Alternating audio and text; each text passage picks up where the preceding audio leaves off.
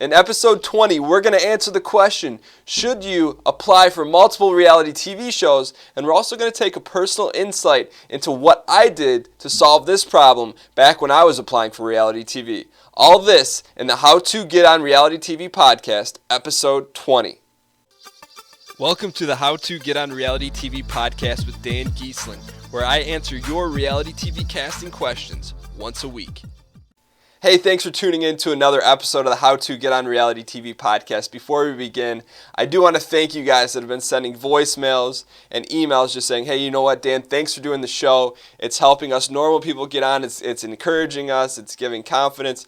You know, you guys may think that's not a big deal, but it's a big deal to me because it pushes me through to continue to release these episodes. If I know that I'm helping at least a small handful of people, or even one person for that, that's why I'm doing this. And so thank you guys for the kind notes and words of encouragement. I do want to let you guys know that every 2 weeks I've been sending out an email with the top 3 casting calls, whether it's a new show or what's going on, to the email list. So if you haven't signed up to the email list, you can sign up at howtogetonrealitytv.net/calls to get those exclusive casting email blasts, as well as some more information about what's going on with the site.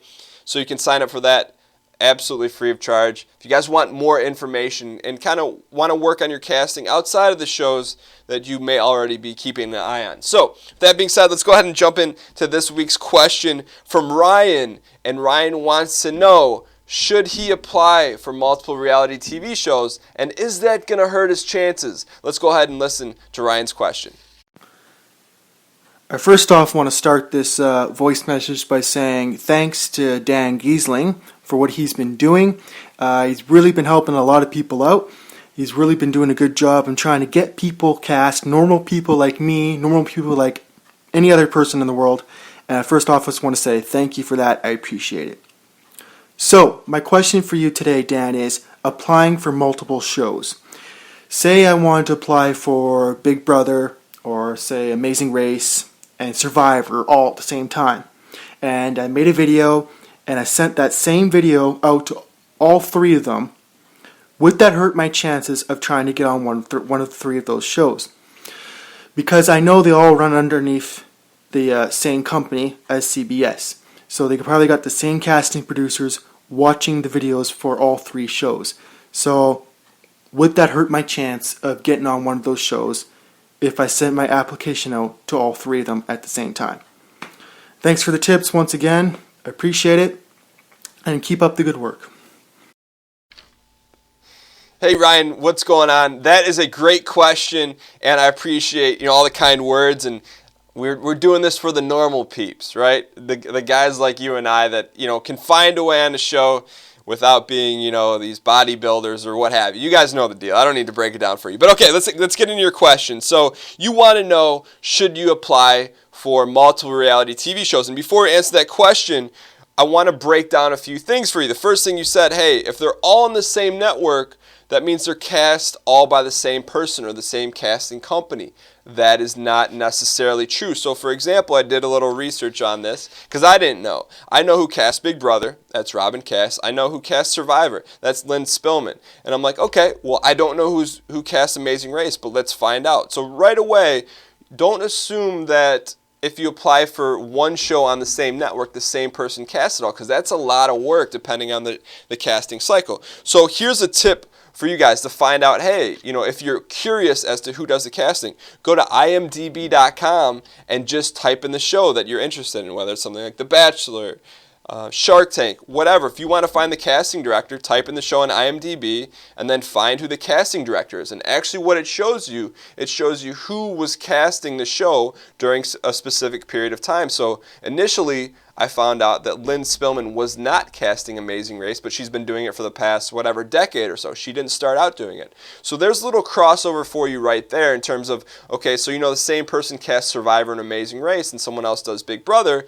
but really does that matter? Now, end of the day, it kind of breaks down into 2 things. I broke it down into pros and cons.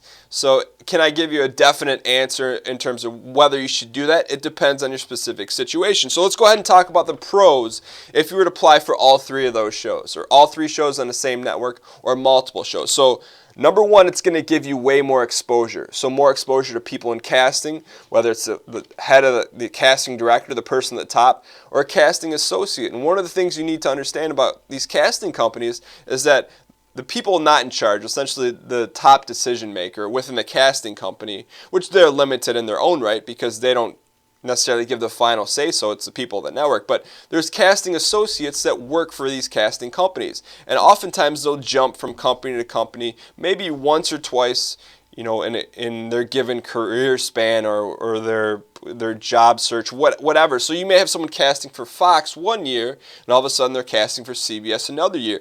And if you develop rapport and they remember you, that's going to be someone else on another show that you're going to know. So that's one thing, more exposure. The second thing that's a huge positive if you do apply for multiple shows, which this is why I really like it, is because you're getting casting experience, right? We've talked about in the past how awkward it is to look into a camera and be dynamic and to have an idea of what you're saying and to be put on the spot. So the more shows you apply for, the better at you're going to get at the casting process.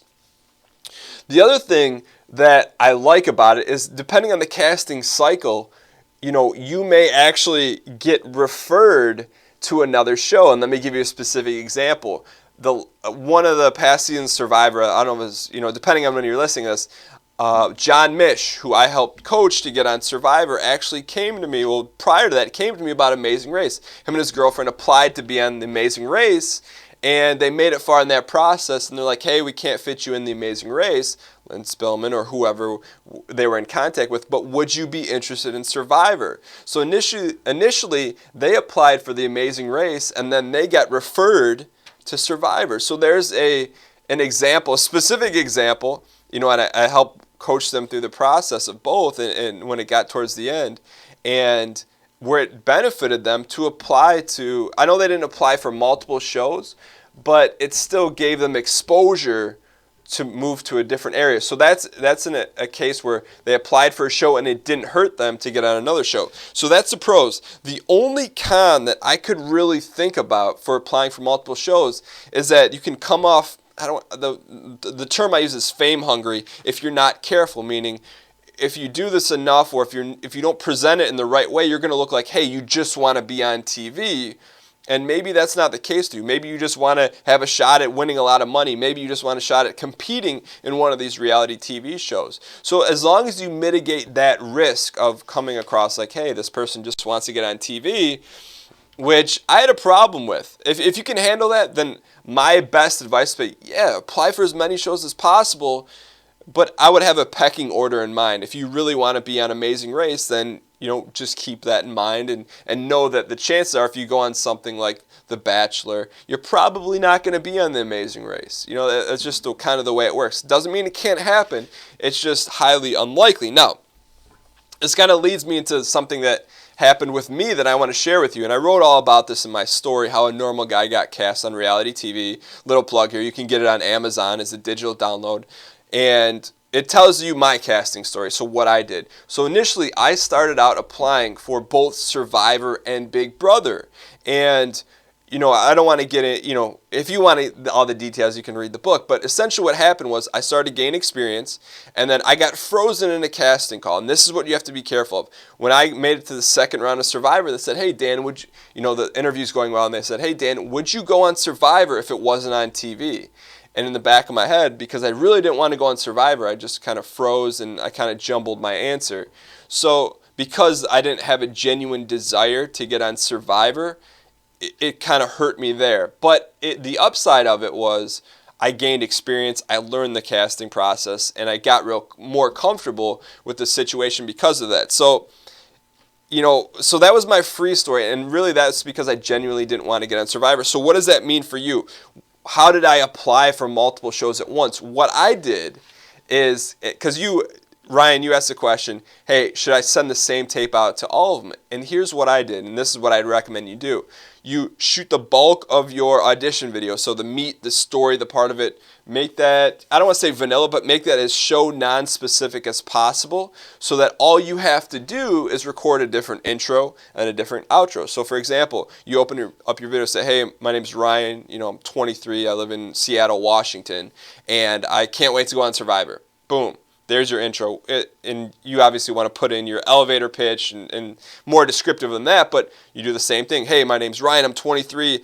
I love Amazing Race.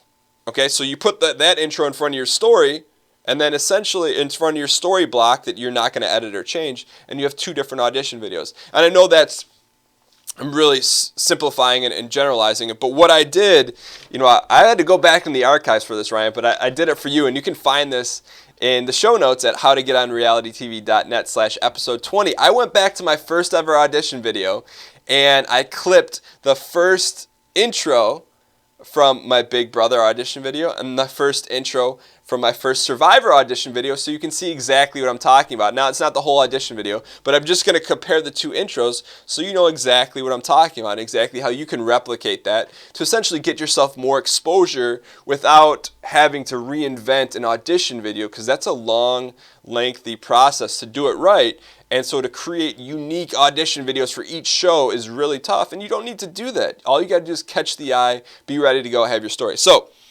with that being said, I hope this answered your question. If you want a simple yes/no answer, yes, apply for multiple shows. The upside is much bigger than the downside as long as you can control the risk of it, which we explained in this. So Ryan, thank you so much for the question.